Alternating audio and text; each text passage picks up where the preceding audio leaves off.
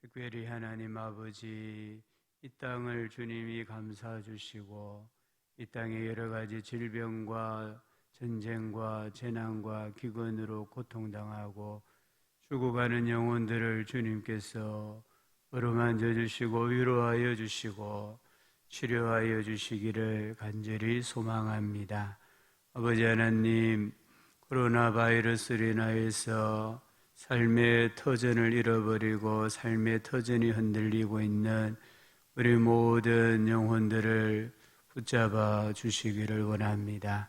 또한 우리 주님께서 열방의 복음을 증거하는 이 사역이 중단됨이 없게 하여 주시고 열방에 세워진 모든 현지 교회들 하나님께서 붙잡아 주시고 또 신학교들을 붙잡아 주셔서 주님 속히 또 수축되는 역사가 일어나게 하여 주시고 우리 안에 여러 가지 마음과 정신과 영의 질병으로 고통당하는 자들이 잘 치유되어질 수 있도록 코로나 바이러스 상황이 속히 종식되게 하여 주시기를 원합니다.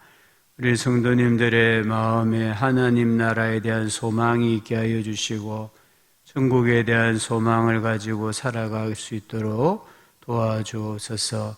오늘 하루도 하나님께서 우리 수험생, 우리 또 대학 진학을 준비하는 자녀들에게 함께 하시고 지치지 않게 하여 주시고 새 힘을 주시기를 원합니다. 청년들 사회생활에, 직장생활에, 캠퍼스 생활에 함께 하여 주시고 우리 믿음의 모든 가장들에게 하나님께서 힘과 용기와 지혜와 믿음을 더해 주시기를 원합니다. 오늘도 우리의 모든 삶의 형편 가운데 친히 함께하여 주시고 어거하여 주시는 주님인 줄로 믿고 감사하며 예수님의 이름으로 기도합니다. 아멘. 하나님 말씀은 시편 5편입니다. 시편 5편 말씀을 우리 같이 쉬니까요. 우리 같이 1절부터 12절까지 같이 읽도록 하겠습니다. 여호와여, 나의 말에 귀를 기울이사 나의 심정을 헤아려 주소서. 나의 왕, 나의 하나님이여, 내가 부르짖는 소리를 들으소서. 내가 주께 기도하나이다. 여호와여, 아침에 주께서 나의 소리를 들으시리니 아침에 내가 주께 기도하고 바라리이다. 주는 죄악을 기뻐하는 신이 아니시니 악이 주와 함께 머물지 못하며 오만한 자들이 주의 목전에 서지 못하리이다. 주는 모든 행악자를 미워하시며 거짓말하는 자들을 멸망시키시리이다. 여호와께서는 피 흘리기를 즐기는 자와 속이는 자를 싫어하시나이다. 오직 나는 주의 풍성한 사랑을 힘입어 주의 집에 들어가 주를 경외함으로 성전을 향하여 예배하리이다. 여호와여, 나의 원수들로 말미암아 주의 의로 나를 인도하시고 주의 길을 내 목전에 곱게 하소서. 그들의 입에 신실함이 없고 그들의 심중이 심히 약하며 그들의 목구멍은 열린 무덤 같고 그들의 혀로는 아첨하나이다. 하나님이여, 그들을 정죄하사 자기 꾀에 빠지게 하시며 그 많은 허물로 말미암아 그들을 쫓아내소서. 그들이 주를 배역함이니이다. 그러나 주께 피하는 모든 사람은 다 기뻐하며 주의 보호로 말미암아 영원히 기뻐 외치고 주의 이름을 사랑하는 자들은 주를 즐거워하리이다. 여호와여, 주는 의인에게 복을 주시고 방패로함같이 은혜로 그를 호위하시리이다. 아멘. 시편 5편은 다윗의 시입니다. 표제에 다윗의 시, 인도자를 따라 관악에 맞춘 노래다. 이 관악은 플룻이라고 생각하시면 됩니다. 그러니까 이 5편도 예배의 시입니다. 예배 가운데 회중들이 불렀던 찬송인데 다윗이 지은 시다 이렇게 말씀합니다.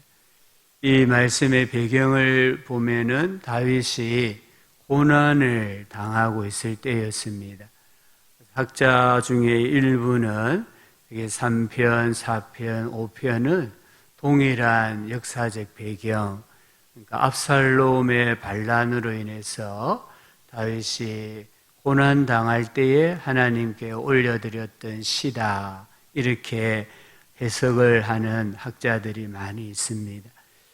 정확하게 꼭 맞아 떨어진다고 할 수는 없지만 우리가 알 수 있는 것은 다윗이 고난받은 사람이니까 그가 고난 중에 하나님께 찬송하는 시라는 것은 분명합니다.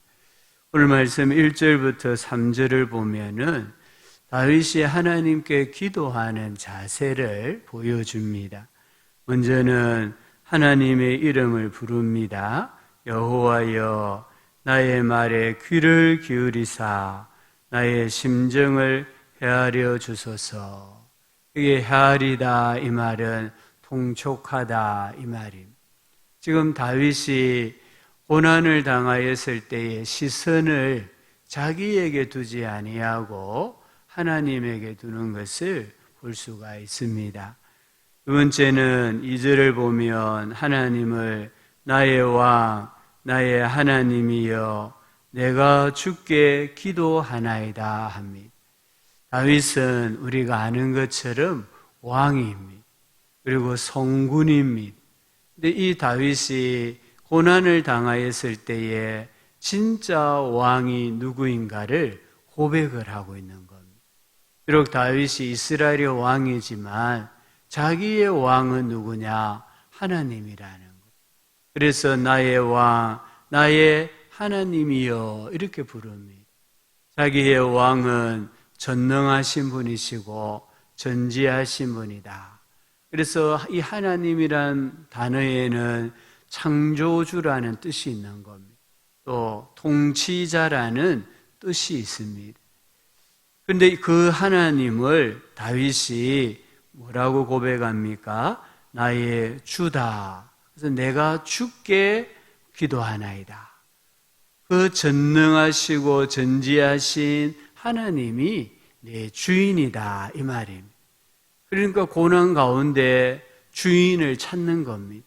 하나님을 찾고 하나님께 기도하는 것입니다.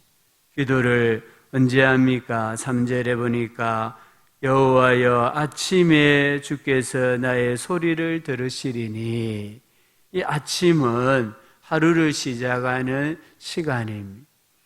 다윗이 가장 중요하게 생각했던 하루의 일과가 무엇인가? 그가 고난 중에도 가장 중요하게 생각했던 것이 무엇인가를 보여주는데 하나님께 기도하는 거다. 다르게 표현하면은 하나님과 교제하는 것임을 그가 고백을 하고 있습니다. 다윗이 기도하는 하나님은 어떤 분이십니까? 4절과 6절에 보니까 악을 미워하시는 분이다. 하나님은 죄악을 기뻐하는 신이 아니다라고 믿고 있습니다. 우리 하나님은 악인이나 오만한 자, 행악자, 또 거짓말하는 자, 피 흘리기를 즐기는 자, 속이는 자를 싫어하십니다. 혐오한다라고 말하고 있습니다. 결국 다윗이 고난의 사람이지만 고난 가운데 인생이 패배하지 아니한 이유는 자기가 믿는 하나님은 어떤 분이신가? 하나님에 대한 바른 지식이 있었기 때문임을 우리에게 가르쳐 주고 있습니다. 또 계속해서 7절부터 10절까지 말씀을 보면은 악인에 대한 심판을 하나님께 말씀을 드립니다. 7절에 한번 보시면은 오직 나는 주의 풍성한 사랑을 힘입어 주의 집에 들어가 주를 경외함으로 성전을 향하여 예배하리이다. 지금 이 다윗이 악인에 대하여 심판을 청원하는 것은 사사로운 감정이 아니라 하나님께 예배하기 위함이다 라고 합니다. 예배, 바른 예배, 진실한 예배를 드리기 위해서 하나님께서 앞서 4절부터 6절에서 말씀한 악인들을 심판해 주십시오 청하고 있는 것을 봅니다. 여기 오늘 말씀 7절을 자세히 보면 주의 집에 들어가. 주의 집에 들어가는데 어떻게 들어갑니까? 나는 주의 풍성한 사랑을 힘입어 주의 집에 들어가. 다윗이 주의 집에 성전에 성막에 들어가는데 자기 힘으로 자기 의지로 들어가는 것이 아니라고 고백하는 겁니다. 성전에 들어가는 것은 하나님의 사랑이 자기에게 넘쳐야 한다는 것. 하나님의 사랑이 자기에게 부어져야만 성전에 들어갈 수 있다는 겁니다. 내가 가고 싶다고, 내가 안 가고 싶다고, 성전에 가고 안 가고의 문제가 아니라 하나님의 사랑이 내 마음에 없으면 주의 성전에 못 들어간다는 것. 그러나 하나님의 사랑이 충만하면 그 사랑의 의지에서 성전에 나아가게 되고 성전에 나아가서 하나님께 예배하는 그런 삶을 살아갈 수 있다라고 고백하는 겁니다. 우리가 예배당에 나오는 것도 동일한 원리입니다.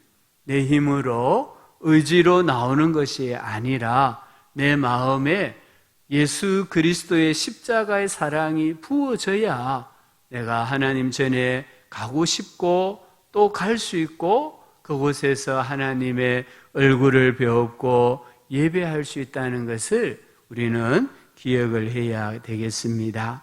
9절부터 또 말씀을 보면 이 악인의 모습을 말씀을 하는데요. 여기 한번 9절 말씀을 보시면 그들의 입에 신실함이 없고 그들의 심중, 여기 심중은 마음이죠.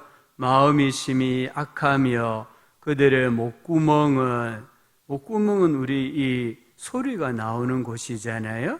목구멍은 열린 무덤 같고 그들의 혀로는 아첨 하나이다. 그러니까 이 순서를 보면은 마음에서 목구멍으로 혀를 통해 입으로 발설되는 겁니다. 그게 무엇입니까? 말입니다. 결국 이 악인들의 특징은 말로 표현이 된다는 것입니다. 말을 들어보았을 때에 그 말이 이 사람이 악인이냐 아니냐를 우리로 하여금 판단하게 만드는 기준이 된다라고 말씀하고 계십니다.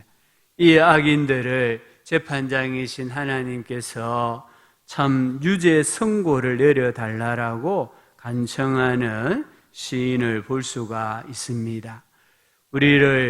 우리가 악인들로 인하여서 고통당할 때가 있습니다. 그때마다 늘 하나님께 맡겨드리는 믿음이 있어야 합니다. 우리 사람을 정죄할 수 있는 분은 오직 하나님밖에 없다는 것을 알고 악인들까지도 하나님께 맡기고 하나님께 참 심판을 청원할 수 있는 그런 우리 믿음이 되어야 합니다. 11절 12절은 이렇게 기도하고 나니까 어떤 일들이 일어납니까? 마음에 어떤 확신이 생깁니까? 우리 11절 12절 우리 같이 다시 한번 더 읽어봅시다. 그러나 주께 피하는 모든 사람은 다 기뻐하며 주의 보호로 말미암아 영원히 기뻐 외치고 주의 이름을 사랑하는 자들은 주를 즐거워하리이다. 여호와여 주는 의인에게 복을 주시고 방패로함같이 은혜로 그를 호위하시리이다. 아멘. 여기 보십시오. 오직 주에게 피하는 자는 다 기뻐한다. 여기 기뻐한다라는 원어의 뜻은 단순히 기뻐한다 이 말입니다. 그런데 주의 보호를 받는 자는 영원히 기뻐 외치고, 기뻐 외친단 말은 기뻐하면서 큰 소리를 지른다는 말입니다. 처음에는 그냥 단순히 기뻐했는데 그 다음 단계에서는 너무 기쁘다 보니까 큰 소리를 지르고 있습니다. 주를 사랑하는 자들은 주를 즐거워한다고 했습니다. 여기 즐거워한다는 말도 기뻐한다 말인데 어떤 뜻이냐면 기뻐서 뛴다는 말입니다. 기뻐서 뛰고 의기양양해하는 정말 담대한 모습을 말하는 겁니다. 악인은 하나님께 심판을 청원하면서 그러나 자기 자신은 하나님의 공의를 믿기 때문에 하나님의 보호를 확신하기 때문에 기뻐하고, 그런데 그 기쁨이 너무 크다 보니까 큰 소리를 지르고, 그 기쁨이 더 크다 보니까 뛰고, 악인이 득세하는 가운데서도 의기양양하게 살아가는 모습을 보여주고 있습니다. 왜 그렇습니까? 하나님은 의인에게는 복을 주시고 방패로함 같이 은혜로 그를 지켜 보호하여 주시기 때문입니다. 여기 방패는 가시 울타리를 말합니다. 울타리 안에 있는 동물들, 짐승들은 맹수의 공격이나 위협이 있어도 안전하지 않습니까? 그와 같이 아무리 악인들이 많다 할지라도 하나님께서 의인에게 복을 주시고 하나님께서 은혜라는 방패를 가지고, 즉 은혜로 우리의 삶을 울타리 쳐 주심으로 어떤 악인들이나 어떤 고난 가운데서도 지켜 보호하여 주신다라는 믿음, 확신이 다윗에게 있었기 때문입니다. 오늘 우리에게도 동일한 원리가 적용되는 것을 기억해야 되겠습니다. 오늘 우리 인생에는, 아니 이 세상에는 고난이 있고 악인이 있습니다. 그럴 때마다 우리가 할 수 있는 일은 나의 왕, 나의 하나님, 나의 주님이 되시는 그분에게 기도하는 것이고, 기도했을 때에 절망이 희망으로, 고통이 평안으로, 분노가 큰 기쁨으로 변화되어지는 하나님의 역사를 경험하는 하루가 되기를 바랍니다. 오늘 하루도 하나님 우리 의인에게 복을 주시고 은혜라는 방패로 우리를 둘러 보호해 주시는 은혜와 복이 우리 성도님들 가정에, 우리 모든 가족들의 사회생활, 일상생활 가운데 충만하기를 주의 이름으로 축복합니다. 오늘 말씀을 생각하면서 하나님, 제가 하나님께 사랑받는 자가 되게 해주시고 주의 보호를 받는 자 되어져서 항상 기뻐하며 살아가는 하루 되게 해주시고, 은혜로 우리 나라와 교회와 가정을 또 세상에 나아가는 우리 가족들을 둘러 진쳐주시고 보호하여 주십시오. 기도하고 연약한 지체들 선교를 위해서, 우리 또 예배를 위해서 기도해 주시고 또 각자 기도하시면 좋겠습니다. 함께 기도하겠습니다. 하나님 아버지,